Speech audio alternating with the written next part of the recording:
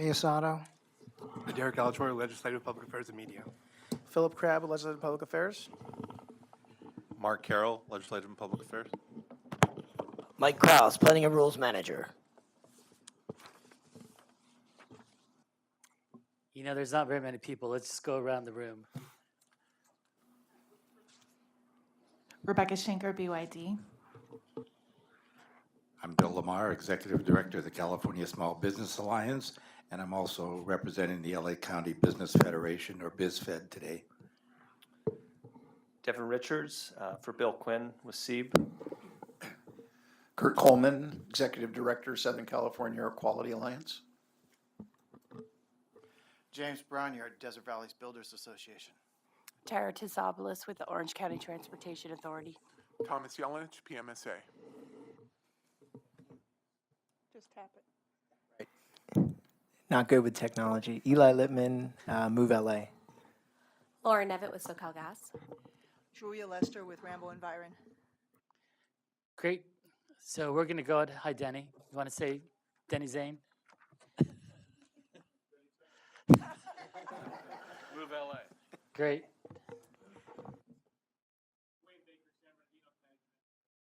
Great. Thanks, Wayne. And we have Ian McMillan of our staff also in the back. All right, so we're going to provide a brief update on the membership and on the format of today's meeting.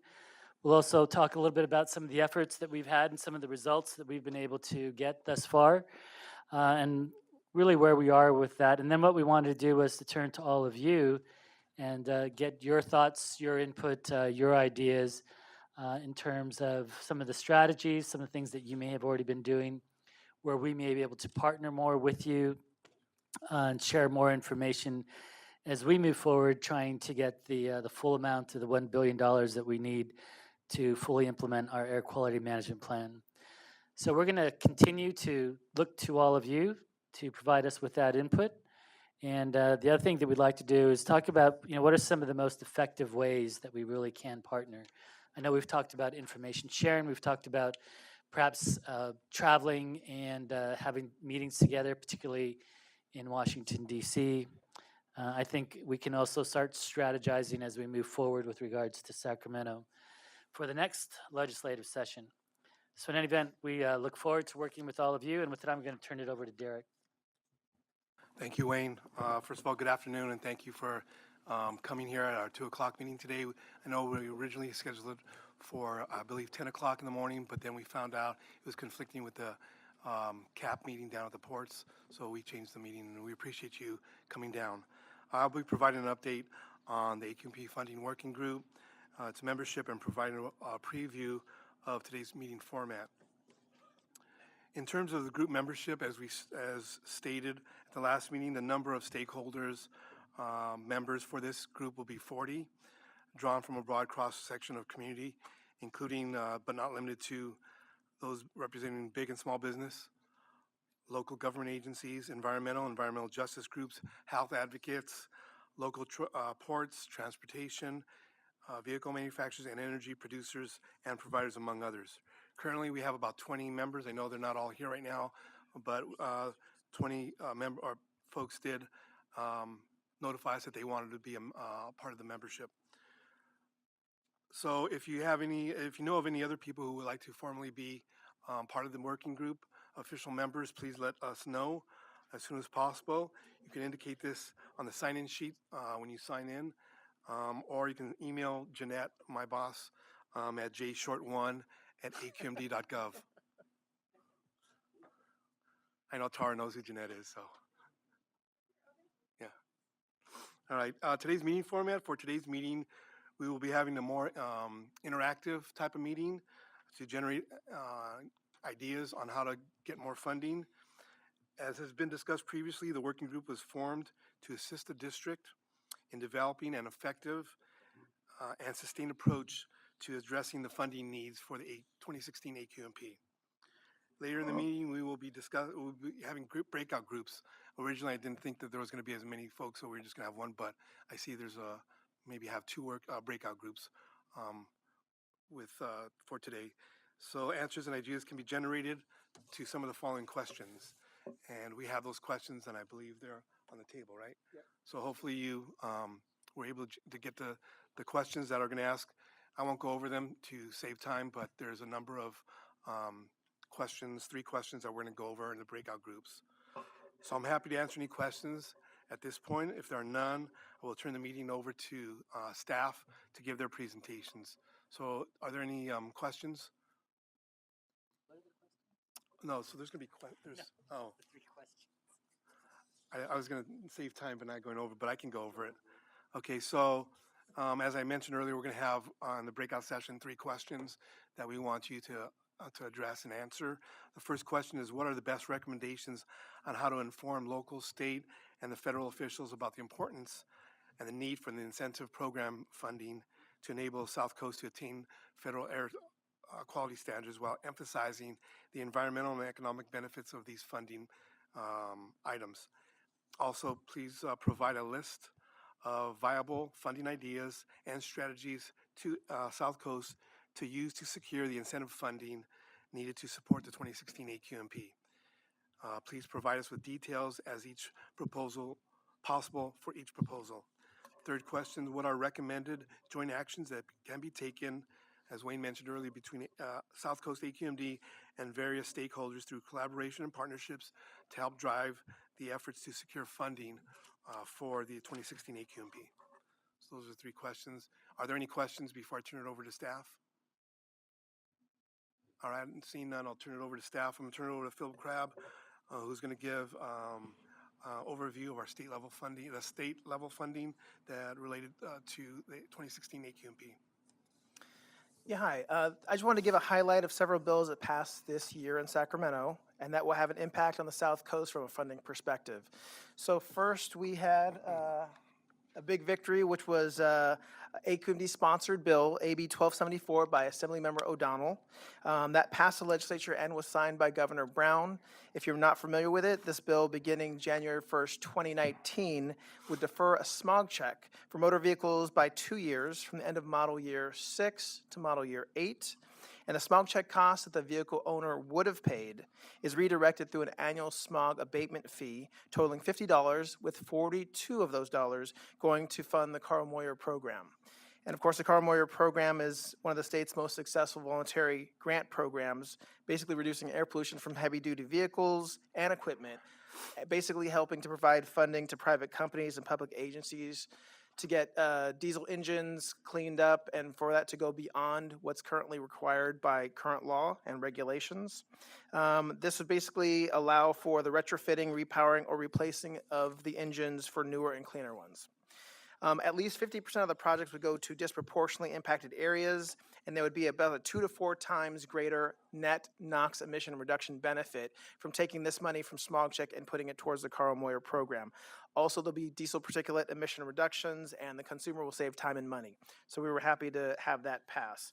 This will probably end up in resulting about $30 million per year coming to the South Coast region through the Carl Moyer program as a result of this bill, and that'll go a long way in providing a sustainable source of funding, basically for clean air.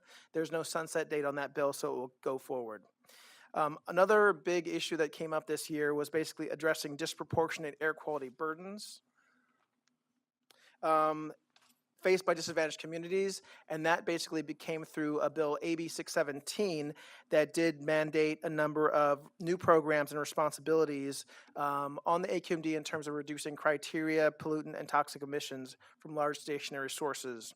So that includes some community monitoring, community emission reduction programs, best available retrofit control technology implementation, and uniform emission reporting. So that did create an additional funding need. However, fortunately, through the whole process, there was additional state funding garnered to help at least initially pay for efforts to start those programs. Basically, another key bill that relates to that is AB 398. Cap and trade programs and distribution of greenhouse gas reduction fund monies took a spotlight in the later stages of the legislative year. Of course, that was big. The cap and trade program, with its 2020 sunset, was extended until 2030 by AB 398 by Eduardo Garcia, and that will be implemented to meet greenhouse gas reduction targets of 40% below 1990 levels by 2030. This has already begun to reaffirm the cap and trade auction process and to ensure the future GGRF funding will be generated in coming years. For example, the latest CARB's August auction for cap and trade resulted in $935 million being generated for the state. So that helped supplement a lot of the money that was coming through budget trailer bills at the end of the legislative year this past year. AB 109 and AB 135 ended up allocating about a $1.5 billion in GGRF monies through agreement by the governor and legislative leadership. From AB 109, AQMD will receive a portion of $27 million made available statewide to local air districts to fund initial implementation for the new responsibilities under AB 617 that I just discussed. We're hoping to get a substantial amount, but as far as I know, that's a to-be-determined amount of that $27 million. Also, from the second bill, AB 134, the South Coast will receive $107.5 million of increased Carl Moyer funding as a one-time allocation. Why don't you talk about how we have to reapply every year? Yeah, and as Derek's saying, basically the issue with the greenhouse gas reduction fund monies is it's a big pot of money that every year requires a new aggressive effort to try to get as much of our fair share as possible of that money. Basically, there was a big push, I think, this year to focus it more on reducing criteria pollution and toxics, and that was very helpful, and that resulted in some of the immediate money, 107.5 that we got allocated directly to AQMD, and we're still working on trying to actually get that money as quickly as possible. But also another pot of big pots of other money that can be done through grant allocations and applications. So there'll be pots of money that staff will aggressively be pursuing. This slide is basically talking about a number of different portions. Some of the highlights are $180 million for the hybrid and zero emission truck and bus voucher incentive program, with at least $35 million going to zero emission buses, $140 million for the Clean Vehicle Rebate Program, or CVRP, for rebates for light duty vehicles, $140 million for equipment and improvements at ports for projects for ships, including ships at berth. So that's going to be something that we'll hopefully be collaborating with the ports on to go ahead and make that the most effective use of that money. $100 million for the Enhanced Fleet Modernization Program. It will help members of disadvantaged communities get funding for alternative fuel and cleaner vehicles. My understanding is that we will be getting about $15 million of that $100 million that will be coming to the South Coast. To supplement our Replace Your Ride program, and $85 million for reducing agricultural emissions through replacing ag equipment, heavy-duty truck and tractor replacement. There's a few other pots of money. One particular one I'll point out is SB 132. Excuse me, I'm sorry. Sure.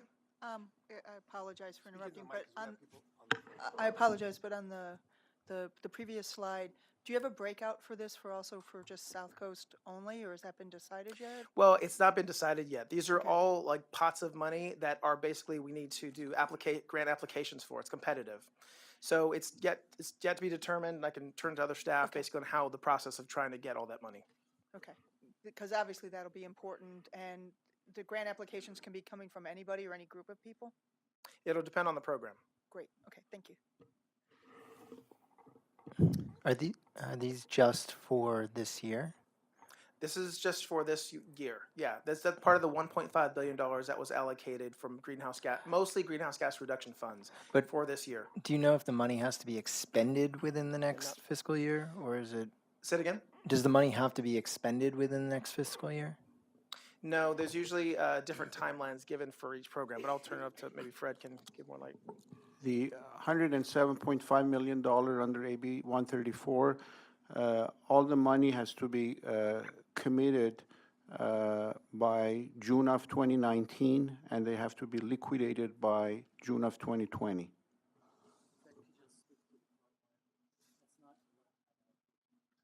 Right, 1274. To 1274, that funding that Philip talked about, the funding starts from January of 2019. It's going to be about $30 to $35 million a year coming to us, to South Coast. It has no sunset date, so that money will be added to the annual funding that we are already receiving under SB 1107, which doesn't have a sunset date either. So our funding will go from about $30 million a year to 60 to 65 million a year. In addition, we are providing about $4 to $5 million match from our AB 920. So even if this 107 million does not continue, be about $75 million a year continuously. Philip, I've got a question. The 140 million for clean vehicle rebate program, how does that differ from the 100 million for disadvantaged communities to get funding for alternative fuel and cleaner cars? Other than one community may be poorer or have a different zip code than another community. Yeah, so Bill, the programs are, so the way the funds were distributed were based on ARB programs. So the CVRP, Clean Vehicle Rebate Program, is our light-duty rebate program for plug-in hybrids, electric vehicles, fuel cells, right? So it's an established program where a consumer could apply for a rebate for the vehicles on their list. The EFMP, Replace Your Ride, is another incentive program for disadvantaged communities, low income, where they can get, it doesn't have to be a new vehicle, it could be a used but cleaner vehicle. They turn in their old car, get some scrapping money, but they're eligible, depending on their income level, up to $9,500. So it's a different incentive program. They could actually take advantage of both if they get a new vehicle, but they're differentiating between two different ARB programs. CVRP is one, EFMP or Replace Your Ride is the other. Okay, and just to finish off the, oh, sorry. And who monitors that? The Air Resources Board or South Coast? Both those. I don't know how to. I'm not good at the mic. Who monitors those programs? Is the same agency monitor both those programs, ARB, or do you monitor them? ARB is in charge of the CVRP, the Clean Vehicle Rebate Program. They have a contractor, which is a California Sustainable something, CSC, down in San Diego, that actually administers the program for them. And then EFMP is only currently eligible at the South Coast and San Joaquin Valley, so we administer those programs for ARB. Okay. And so the, okay. But we monitor, we audit those programs. States audit those programs as well, and then they're audited even by EPA. So there's a number of oversight, control, all those different parts of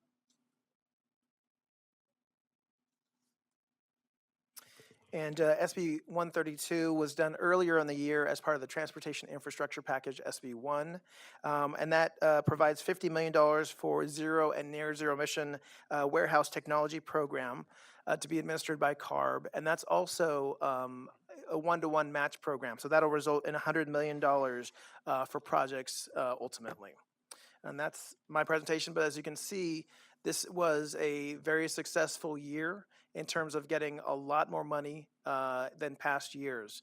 So, we'll go ahead and push the effort in terms of trying to get as much of the grant allocations as possible, work with you all, and work in Sacramento and DC next year, basically to get as much money, at least this and more, going forward to meet the AQMP needs.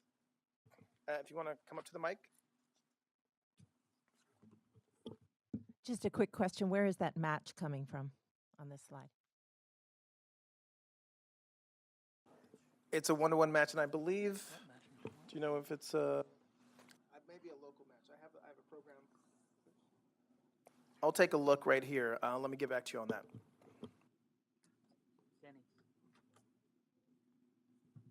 So could we have a summary aggregate figure of one-time money and continuous money that's been identified?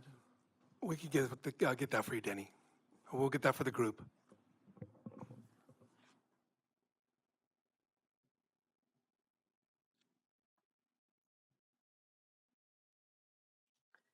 It'd also be good to have a copy of this PowerPoint or just an Excel spreadsheet. Yeah, there's copies available on the side table, and it'll also be available on our website after this meeting. Any other questions before we go to Mark? Seeing none, we'll turn it over to Mark.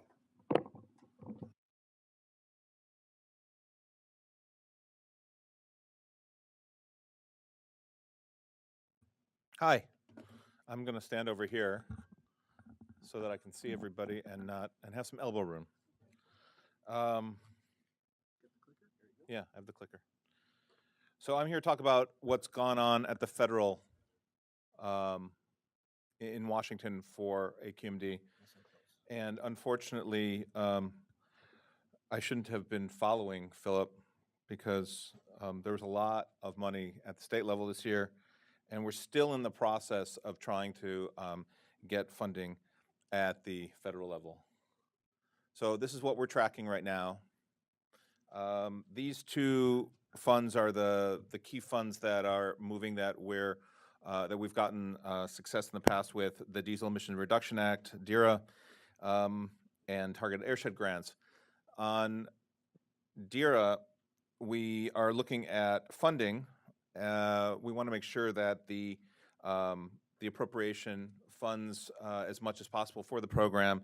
Last year there were $60 million for DERA, and this year the House approved a for their FY18 omnibus bill. It contains $75 million for DERA, so it's an increase. Right now there's no Senate bill that's been passed to date, and there's also two bills that are looking at reauthorizing the program, which the authorization expired last year. So we're pushing for reauthorization with even higher amounts reauthorized. And the reauthorization, though, is going to, these two bills will keep it pretty consistent with the $100 million authorization that previously existed. We still haven't seen the full appropriation at that level, except for the ARA bill, which happened several years ago. The targeted airshed grants, these are grants for non-attainment areas ranked in the top 5 most polluted areas in the country for either PM 2.5 annual or 24-hour PM 2.5 or ozone. And so it's a diverse group, but it's about 12, because of overlap, about 12 different regions of the country from both blue states and red states. And the House bill that passed this year contains $40 million for the targeted airshed grants. That's an increase of $10 million over last year's appropriation. So we're hopeful that when the Senate passes it, they will also increase it. In addition to those, we've made our own proposal that we've been pitching to members of Congress and members in the Senate and the administration. We've had meetings, visits back several times in the last 6 months. And the key things in our proposal for what we've called the Cleaner Investment and Revitalization Act would be block grant programs to help states meet federal attainment, clean construction equipment provision, which would increase the local match if you use clean construction equipment, a 50% cut in the local match for developing clean infrastructure, which infrastructure that incentivizes clean technologies, and Clean Air Revolving Loan Fund, which would provide money to go to the states to create those. Our proposal, which I mentioned at our last meeting, was to include these provisions in the upcoming infrastructure bill. Now, I say upcoming infrastructure bill because we've been told that it's coming up. The president's been talking about it, and members of the administration and folks on both houses have mentioned that they're working on it, but we haven't seen anything yet except for some general outlines that have been issued by the administration. Our hope is that we do get an infrastructure bill. We see that infrastructure bill as one of our best entry points for things that we're looking at. It hasn't been introduced yet, and like I said, we're looking for some of these provisions to be included as a 5% set aside for clean air technologies.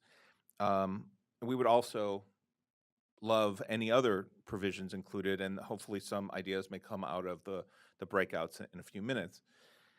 The other entry point which we see as possible is the bipartisan energy bill, which has a lot of vehicle infrastructure or vehicle technology provisions in there. For instance, it authorizes research, development, demonstration, and commercial application activities for alternative fuel passenger and commercial vehicles.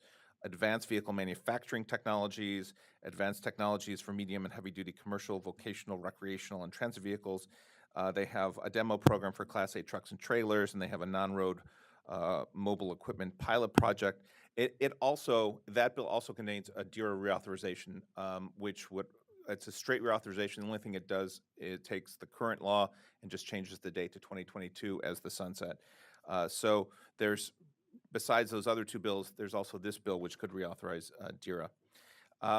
But if you've followed what's going on in Washington this year, you've seen that there's been a lot of activity, but not a lot of action. And so there's a lot of bills that still have yet to, that are in order by the leadership to be taken up. Tax reform is what's on tap right now. There's also the omnibus spending bill. They have to extend the debt limit. They've talked about dealing with DACA and the DREAM Act. The cut in subsidies from the president on the ACA. They're talking about reinstituting those. Dealing with his cancellation of the Iran nuclear deal and renegotiating it. And then so that leaves 2018, and some of these may get pushed to 2018 as well. And then there's children's health, the FAA reauthorization, and infrastructure and energy fall somewhere there as well. So this presents for us an opportunity, and that is an opportunity to develop and refine some of the proposals that we want to push at the federal level. And it gives us an opportunity to hear from you, talk about things today in the breakout groups, and try to target some of the proposals that will help not only AQMD, but also entice as many legislators as possible, as many members of Congress as possible to support it, and to build a coalition, not only here, but also broadly across the nation for these proposals. So where else can we go? And this is just some things to set up for this discussion today. Where we can go are policies that promote the manufacture, sale, and deployment of advanced technologies. By creating markets, by reducing manufacturing costs and red tape, by reducing retail costs, by reducing psychic, cultural, logistical, regulatory, and financial hurdles, providing funding for the refueling and recharging infrastructure throughout the country. The FAST Act, which was adopted to reauthorize surface transportation, had the designation of corridors for various alternative fuels, and those were designated, but there was no funding provided to actually fund the construction of the refueling infrastructure along those corridors. So that's something that may be feasible. Disincentivizing the purchase, sale, and use of vehicles that are not zero and near zero emission. Incentivizing the purchase and sale of the zero and near zero emission, and connecting our clean air needs to infrastructure and energy priorities of business, Congress, and the administration, so that they would want to include them or could include them in either the infrastructure bill or the energy bill. Mark? Yep. Could you go into a little more detail when you say reduce costs and red tape? What are you talking about? As a state? Well, that's... Or as a region, or? Reduce costs and red tape. It could be for manufacturing, it could be for developing infrastructure, it could be for moving forward on development and deployment and commercialization. It could be anything that helps propel clean technologies forward. And unfortunately, yeah. Okay, so costs and red tape as it pertains to newer or cleaner technologies. Yes, but Bill, let me jump in here at this. So we were in DC last week before, 2 weeks ago. We were in DC. We met with the Vice President's office. We talked about the Clean Air Fund concept. The administration pretty much said they're not interested in incentives. What they're interested in is streamlining and trying to decrease the red tape. So the concept that you have here is, all right, what can be done at the federal level that would provide inducements to deploy technology at the same time as providing that streamlining effect. So streamlining would be, for instance, if there's federal dollars, you got to go through NEPA. So, but if there's a technology that's on a preferred list, let's say, does that technology then eliminate or reduce some of the analysis that's necessary in a NEPA analysis? That's just a concept. And that's really something that we're trying to flesh out with all of you. What are some of the concepts that would actually meet some of the administrative needs in terms of how they want to pursue either an infrastructure bill or even a tax bill?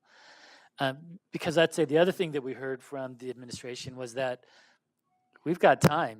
You know, they're working on the tax bill right now. They don't expect an infrastructure until first quarter of 2018. So we have that opportunity to define, well, what are some of those things that can be done that would streamline the process, that would help expedite projects? So those are some of the things that we hope to hear from you. Well, at least from my perspective and the perspective of my members, and seeing how this meeting is taking place here at this air district, I don't know that we're that affected by federal red tape. What we are affected is by the red tape that you all create in your rulemaking. So I appreciate what you're saying, I Bill. don't mean that pejoratively. Now. Yeah. No, I appreciate what you're saying, but the focus here is federal funding. So when you're looking at federal issues, you've got to look at what are the federal requirements.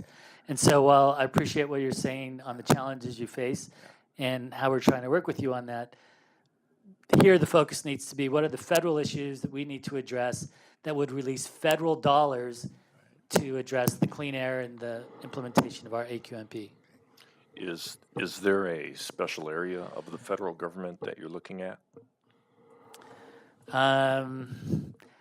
I would say this, we are equal opportunity when it comes to any department, agency, or office where there's an opportunity to look at funding. In fact, probably one of the biggest areas that I see is that there really is no high-level review of integration of transportation funding, energy funding, environmental funding, commerce funding. They all look at it through the lens of, well, I'm a transportation agency and I'm going to look at how I build the roads. Well, I'm an energy agency and all I'm going to look at is the energy efficiency.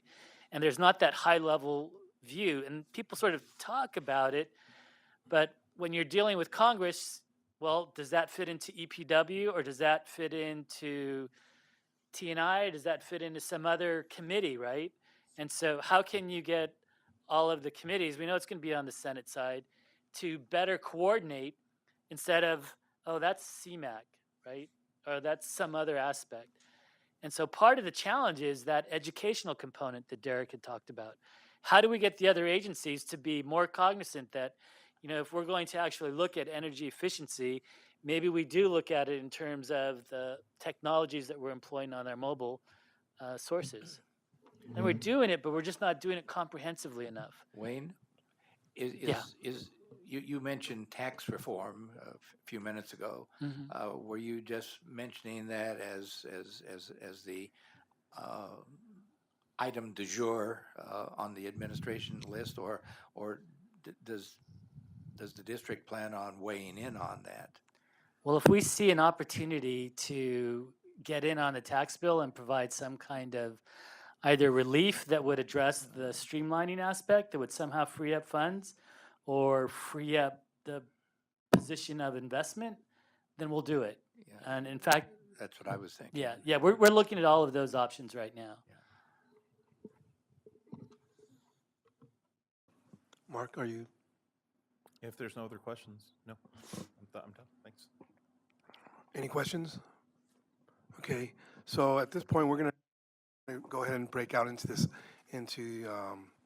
the breakout groups. But originally, we were just going to have the members be on the breakout groups. But since there's other audience members, if you want to participate in these breakout groups, you're more than welcome to join them. Okay, so we're going to break out. We've provided pens and paper for someone in each group to be the leader or note taker. And staff will direct you on the next step for the breakout groups.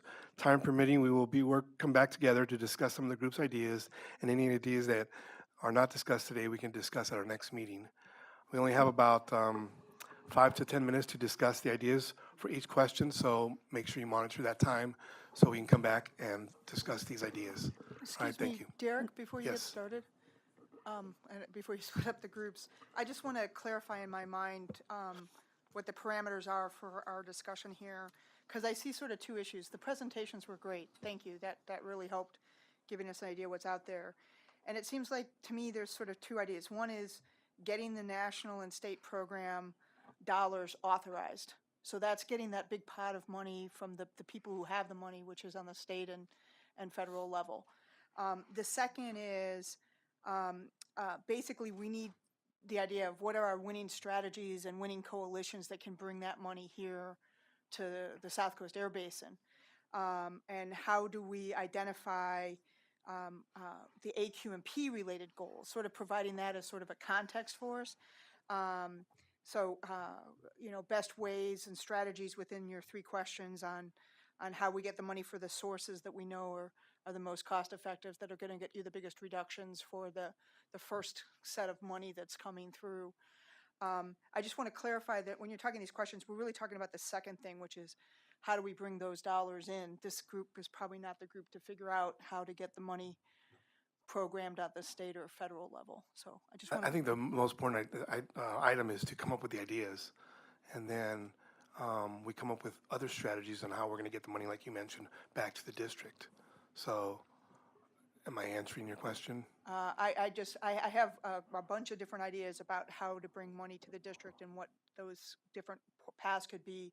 At least and I'm not sure what other stakeholders here have any kind of pull on the state or federal level to actually get that original pot of money. Right. I think we mentioned earlier about putting together partnerships to go back to DC and to Sacramento and to work as a partnership, because if we just go to DC and just ask for South Coast, it's just about South Coast, and we're only thinking about ourselves. I think we're not going to be as successful as we can if we have partnerships, whether it be on the business side, the manufacturers, whether it be the the manufacturers, or the engine makers, the auto dealers, the sellers, coming in as a group together to go ask for this money would be more helpful than just going in.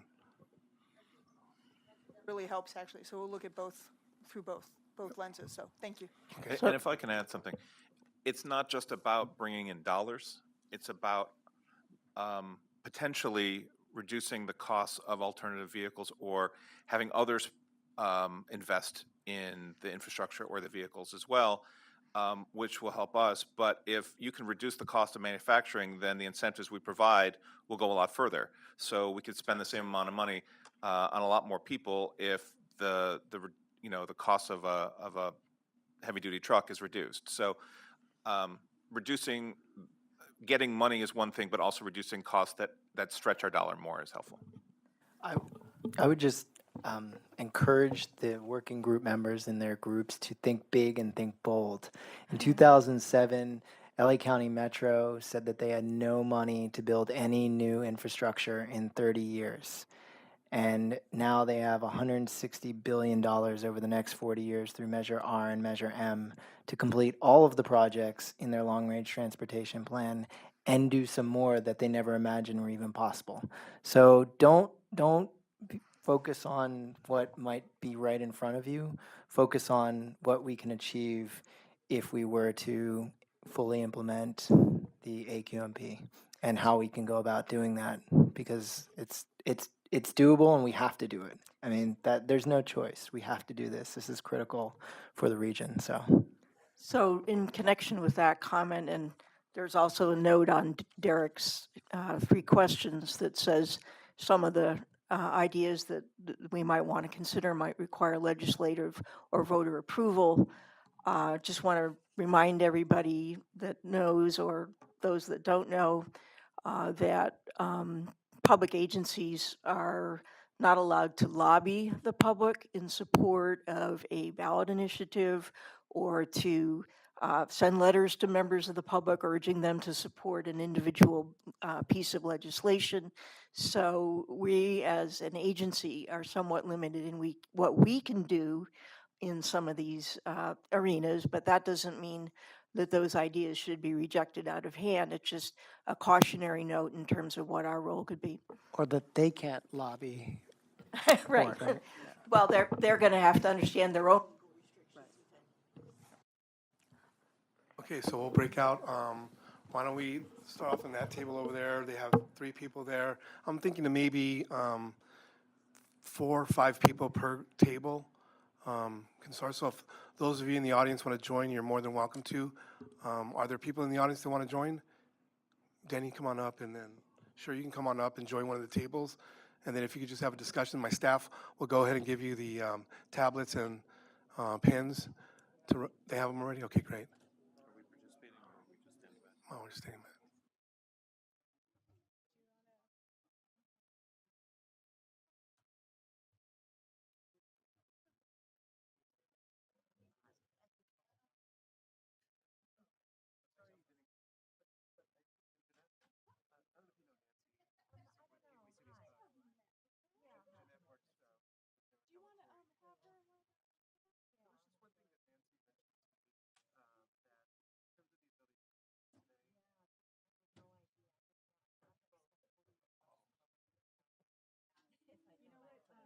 Don't want to lose that.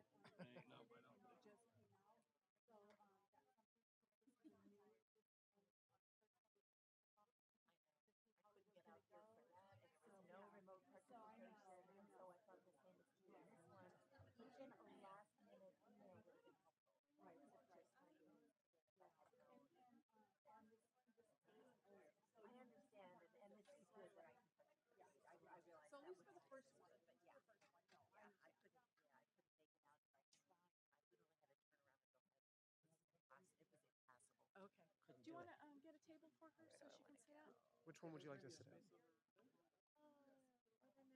Sure, I'll go sit with. Yeah, I'll hang with them.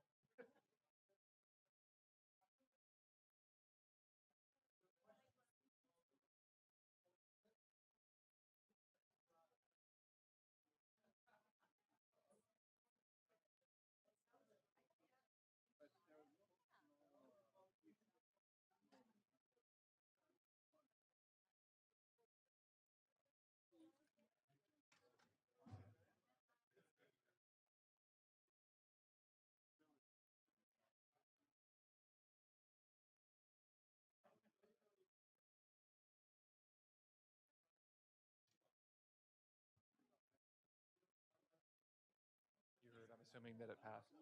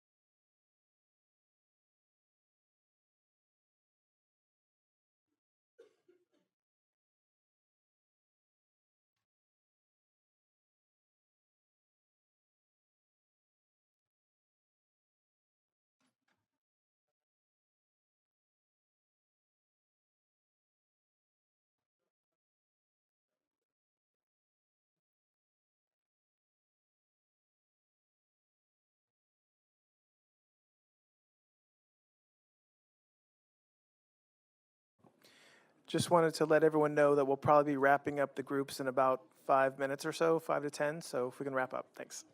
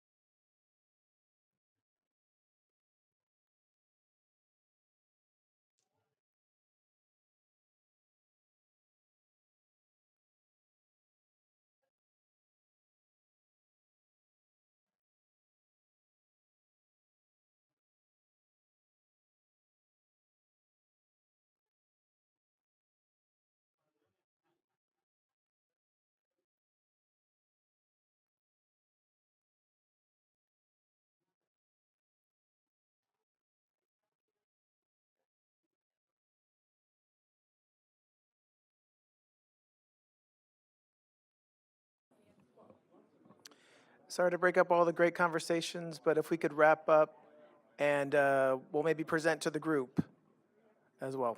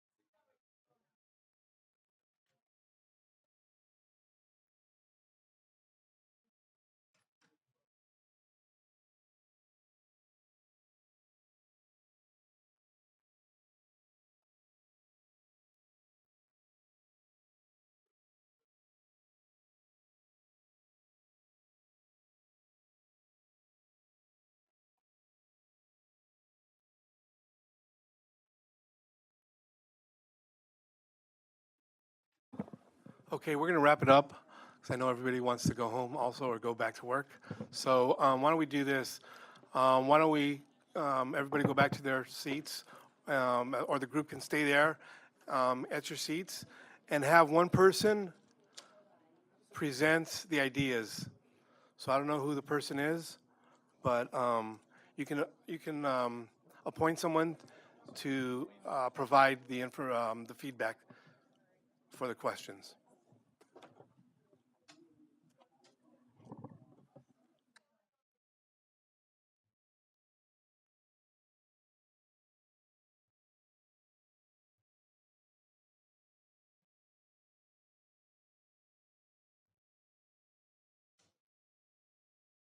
So I'm going to start off with the table on the left over here, where Julia was. Sure, why not? I got So- volunteered to be the spokesperson, so why not volunteer me for first? Well, you know, I was in the Navy, Julia, and you know what the Navy acronym stands for? What?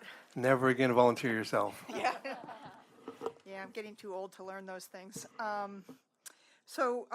had a really good discussion with our group. So starting on we had a very good discussion in our group, and we're starting with number 1. We think one of the things, the best way to actually inform these groups is actually to go where those groups are. And the first thing that the district, and through this working group maybe get assistance to, is identify some key groups that already exist and take this message to them. And we're thinking that the groups that you want to target are ones, say coalition groups that already exist up in Sacramento, that are already used to dealing with whoever the leaders du jour of the different committees and groups are going to be. We're not suggesting these particular groups, but these type of groups. There's the Climate Plan group. There's the Sustainable Communities for All group. There's other groups that are organized around that. We also think it's good if you could get sort of multi-stakeholder groups. It seems like there's a lot of those in LA that you're probably already very familiar with, but groups like the Orange County Business Council. We think the Council of Government or the supervisors in the counties probably have interest groups that they already have that have multi-stakeholder groups that are both community and environment and business oriented all together. And if you identify those groups, then you do a roadshow. You go out and you go talk to some of these people, you get on their agendas. And then the follow-up to that, and this really goes to number 3, is see if there's some of the groups out there that are willing to help champion proposals, both, I guess at first thinking just Sacramento, and then you just work with that smaller group. So you don't keep going out to all the groups, but if you can find some groups that are willing to help champion this type of work up in Sacramento. When you're doing that, might be a good idea too to see if any of them have like national partners or national affiliates that would serve the same function if you're going to be talking with legislators up in DC. But I think the idea really is go out and find the groups that are already organized, talk to them, call them, and find the ones that are willing to work with you to help champion. Okay. Thank you very much. And then Is there anything else? I'm sorry. And then on number 2, I think the biggest thing that really helped was discussion with the folks from Move LA. They have a brochure that they've been putting together, and there's one part of it is part of their Vision 2020, and it's to basically learn from what happened with Measure M. And the idea is that you we think there's actually a lot of interest by people looking at like voter-driven initiatives. What we've seen is that if there's a benefit coming back to people, voters are actually more open to it. If you can target and tell them, if you're going to do like a 0.25% sales tax and say how it's coming back so that the trucks going to their local Ralphs and warehouses and things are going to be cleaner, that they are actually have been willing to step up in the past to help craft it. And we think that that may be more direct action. It's in line with the AQMP socioeconomic analysis on the willingness to pay. There appears to be identified a willingness to pay. I don't know that that's ever been tested. This would be a nice way to do it. We're building off of something that's already worked, which is Measure M. And if you had that sales tax over like a 20 to 30 year period, again, you could go out and you could set up, as Metro has done is you can front load the spending and basically use it as a loan for having the ongoing tax payments to basically pay that off, so you can actually front load still. So it'd be like an AQMP initiative type of thing. So as Barbara mentioned earlier, is that we as an organization. Not AQMD. Right, no, I'm just saying. AQMP. Right, but I'm just saying as an organization, we cannot advocate for that. We're open to ideas, and if others want to take that initiative. I think that's something, hopefully, that if that's going to possibly happen, and this is the funding group that could maybe help that work, but obviously Sure. we would need technical assistance and support through that way. Another partner there is San Joaquin Valley then, because they face the same kind of issues, they have the same kind of group. If it's not just this local area that's looking at local taxes, but that group up there. So you're talking statewide ballot or? No, I think one of the key successes to this is that you're doing local dollars and you're getting local benefits. And so but if it looks like the two ozone non-attainment areas are doing this, their voters may be more interested in going, hey, if South Coast can do it, why can't we do it in San Joaquin and vice versa? Okay. But again, it's really important to tie it back to the locals. The last suggestion that we had related to number 2 is we think you need to come up with an alternative language for incentives. That word has a lot of baggage. It's caused some problems because it means different things to different people. Maybe trying to get to the concept that you're getting dollars back to the communities through this business spending on new technologies, and in line sort of with which is mentioned by Mark, is the new technologies can either be a more efficient goods movement systems, so that there's less moving pieces, so less emissions, cost lowering, such as on the manufacturing side. So if you got something that can make the new technologies less expensive, or just the traditional plain vanilla, which is lower emissions. But that's where that incentive problem comes, because most people hear incentives, they think we're just going to buy you a cleaner truck or car or something, and that we think it would be good to come up with a better word than incentives. It sort of triggers people now. And we think in line with that, if again you can bring it back to immediate benefits for people, the two biggest ones that was mentioned through the Metro system is that congestion relief and jobs. And so if you can tie some of what you're doing here to ways to improve things, whether it's through efficiency or jobs, you can even have situations where maybe the environmental benefits are in one area, but the job benefits are across the state, sort of helping you with coalitions and things. We think if we could come up with a better word than incentives, it might help us. And that's did I miss anything? Great. Thank you very much. Tara? Okay, you never want to go after Julia. Look at my whole group is gone. Just My like group Mark has- doesn't like to go after Philip, same Yeah, thing, right? yeah. Okay, so sorry, and I have a cold, I apologize. On the first one, we were kind of debating that we don't really think that local and state level is really the issue of where we're having a problem. I think local level, we do understand there's a problem, that it's more of a federal issue, because it only if it doesn't affect them, you really don't care. A couple of things we were talking about is obviously what you all are already doing and going to the federal level. But what, I forgot my teammate's name that was sitting next to me here. G&A, right? Yes. You always want to have lobbyists on your team. So she was talking about the success of doing that and forming, using a lobbying group and grabbing all, sort of like Julia said, grabbing all those organizations to get up there and help you and support you. And she talked about how she had specifically done that with the VW settlement funds successfully. So that was good. We're happy to have her with us. In terms of question 2, the biggest appropriation we would hate to see lost, that we would hope we would continue and fight for, is obviously the greenhouse gas reduction fund, with hopefully the focus on keeping it very technology neutral.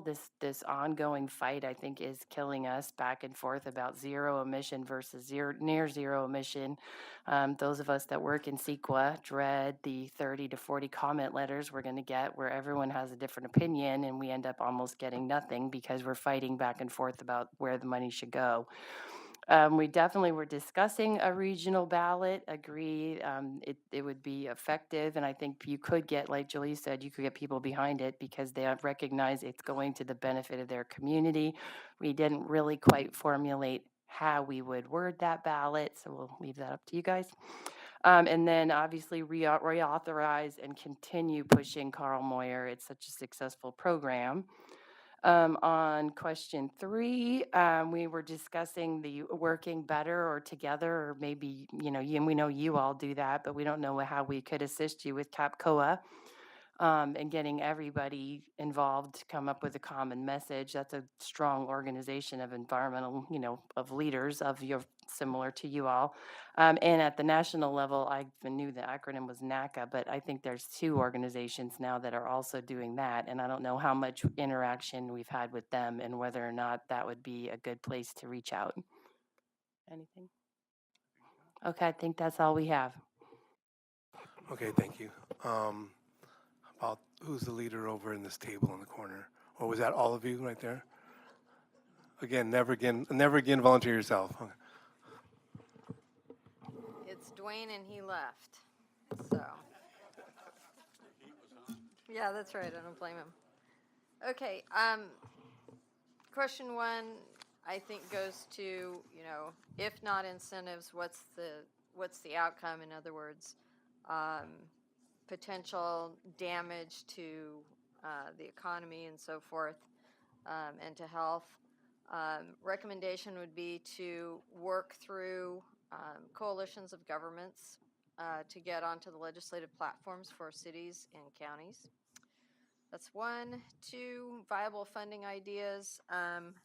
We went right after the soon-to-be former governor's favorite project to free up some one-time money. 3, joint actions. I think this collaboration is excellent, and extending it into those coalitions, the COGS and so forth, is the way to go. Anything I missed?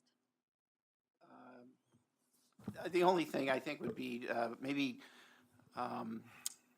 closer ties with the alternative fuel suppliers, electricity, storage.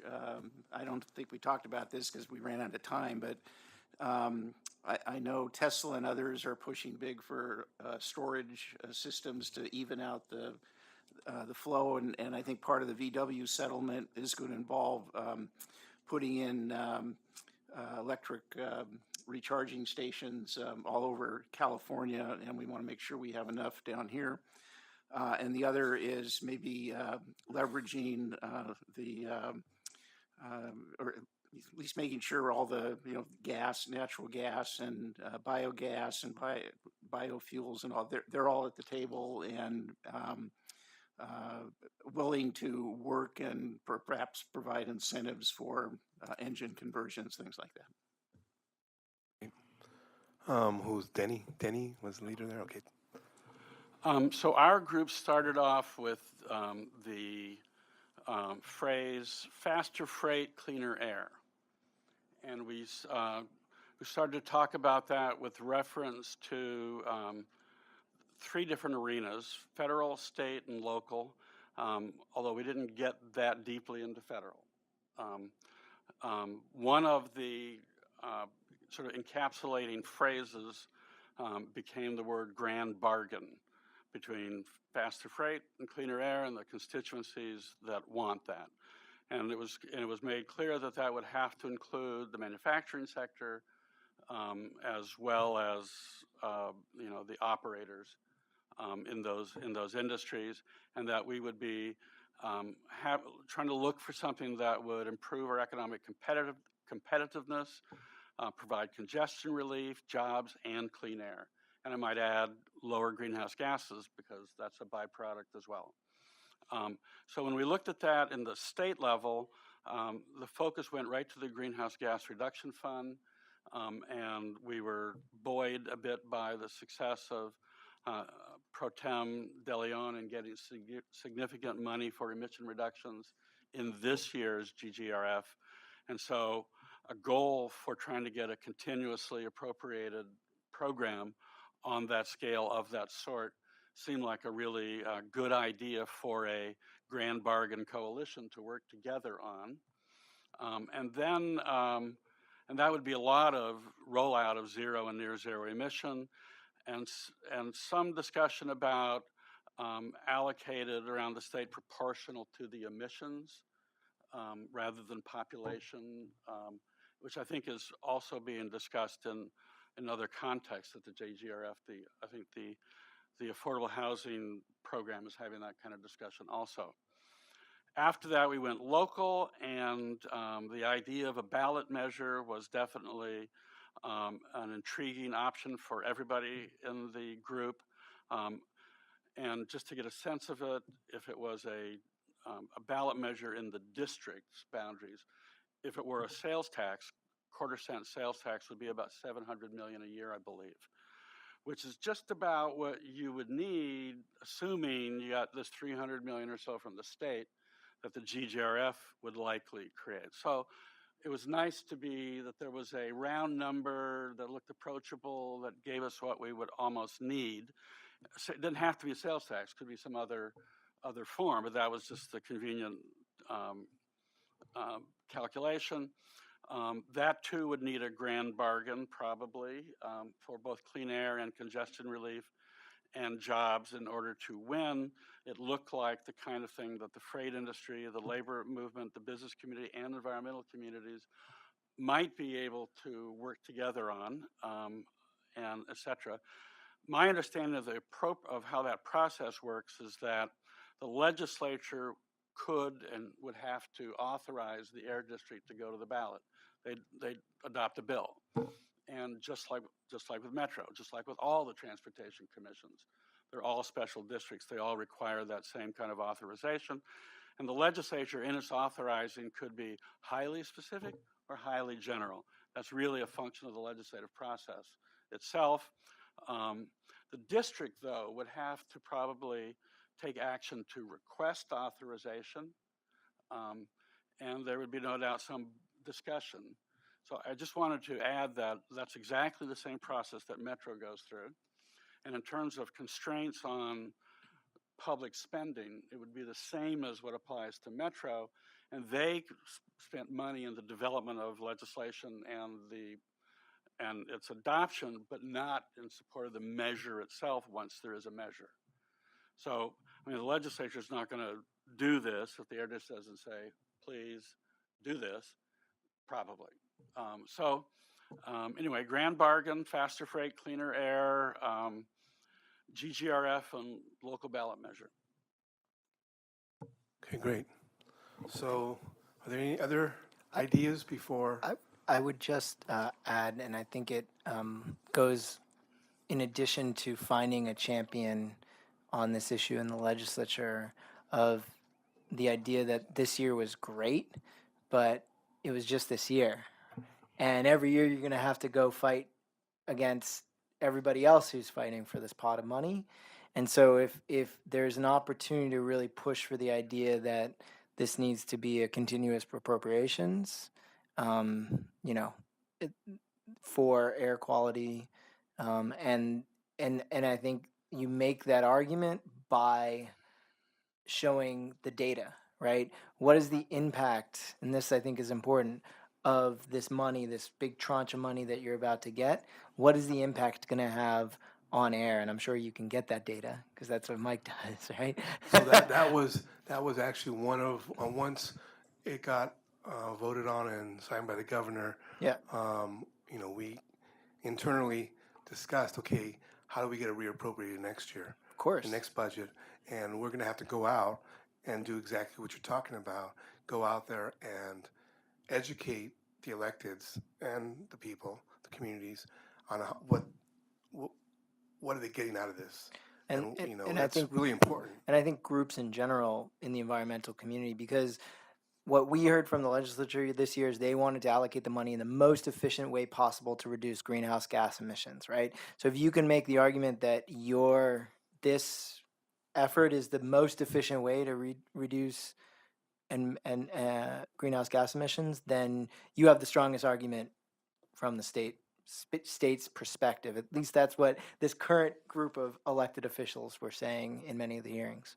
Well, if you want, if this is truly the priority, they've put CARB behind it, they've put all these threats behind it, then they need to budget ongoing appropriation, or put your money where your mouth is.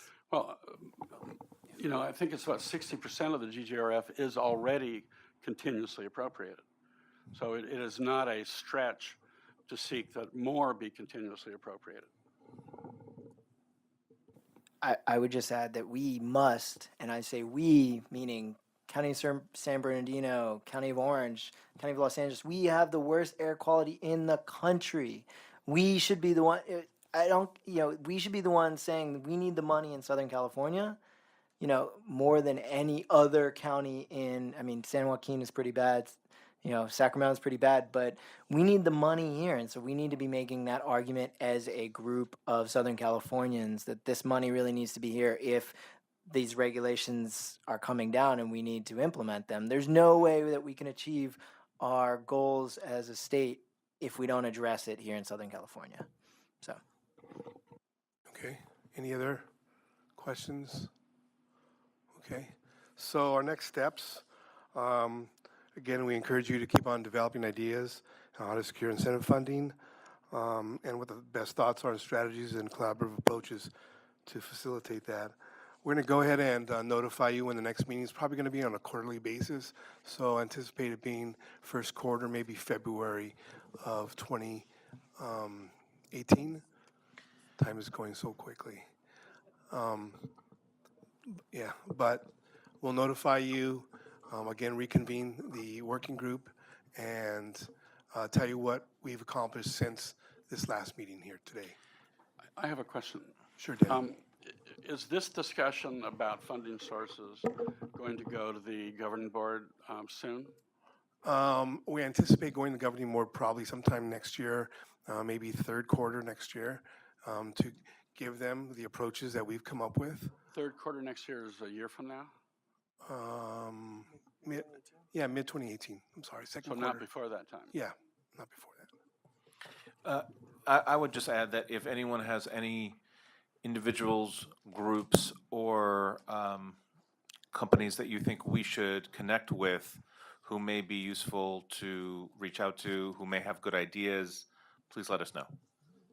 And if I could do this, and I know Mark's probably gonna not like this idea, but if there's groups that you're aware of, and we go back to DC and are lobbying, we like to go back and have partners going back there. And we'll notify you, we'll let you know when we're going, and if there's any organizations that you think should partner with us, please let us know. Because I think, again, what I said earlier is it's very helpful when it's just not AQMD going back there. It's other organizations, whether it be the manufacturers, the dealers, whoever it is, the natural gas people, electric people, whoever it is. It's helpful to go back as more than just AQMD. So if any of your companies or organizations are members of state groups or national groups or part of a state group that's affiliated with a national group, let us know so that we can connect with them as well. Thanks. Go ahead, Julia. Hi, I'm going to overcome my natural shyness to make. Please, oh shoot! You guys all know me, drat. To make some asks, particularly if we're not going to meet until next, say, February. If you could, in your minutes, help summarize the ideas that you have gotten here. If there are things that you are going to tee off as part of this, such as identifying potential groups, or if you're going to start going out to groups, it could even be consistent with the reports that you would normally do to the Ledge Committee and things like that, that you're doing, if you could make sure this group is looped in on it. Absolutely, because that may also allow us to go, oh, you talk to these guys, maybe you should talk to those guys. I don't know that we need a whole group for that, but if we can make the communication more ongoing, even though we're only meeting quarterly.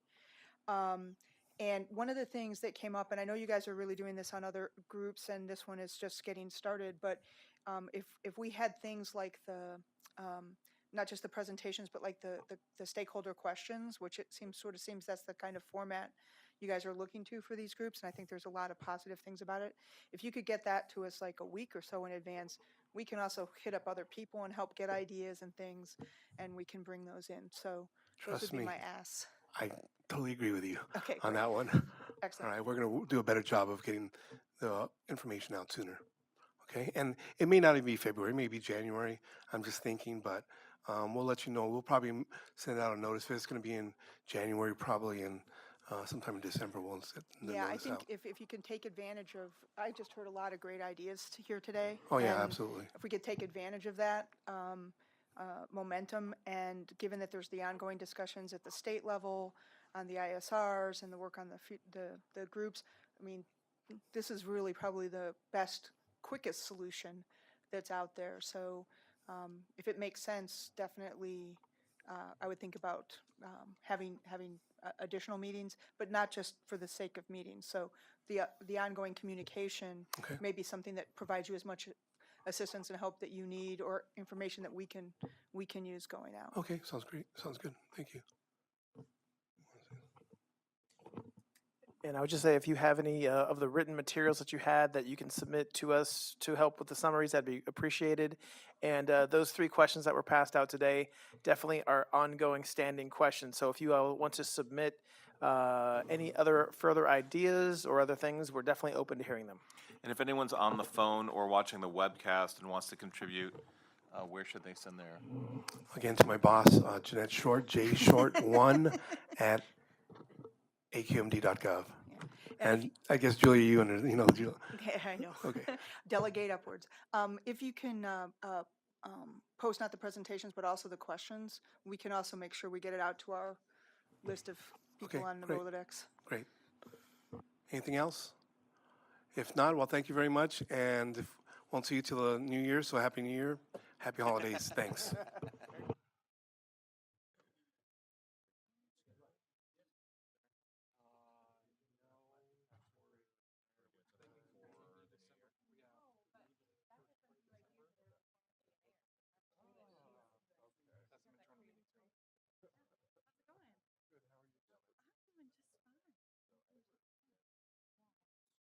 Happy to be chosen to come today.